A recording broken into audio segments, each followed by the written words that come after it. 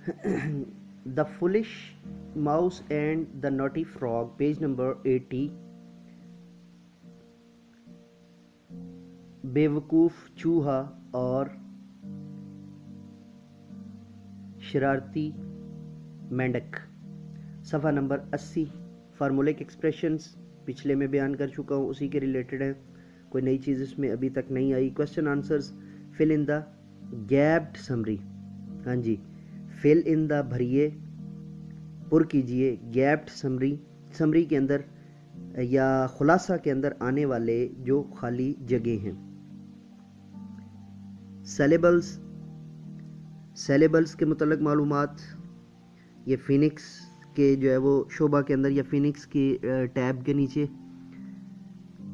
Words meaning कई दफ़ा बता चुका हूँ जी, अल्फाजों मानी। फ्रेजल वर्ब्स, ज़रबल मसल में इस्तेमाल होने वाले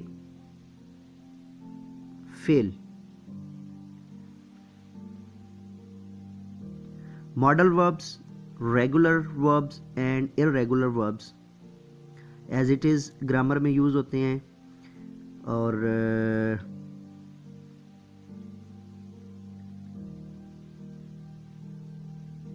पार्टिसिपल्स, जब आपने कंजुगेशंस यानी फार्में जब करवानी है तो उनके साथ साथ इनका आपने टच देना है। और इसके अलावा यहाँ पर इनकी तारीफ़ात दी हुई हैं जी। राइट अ फेबल, एक छोटी सी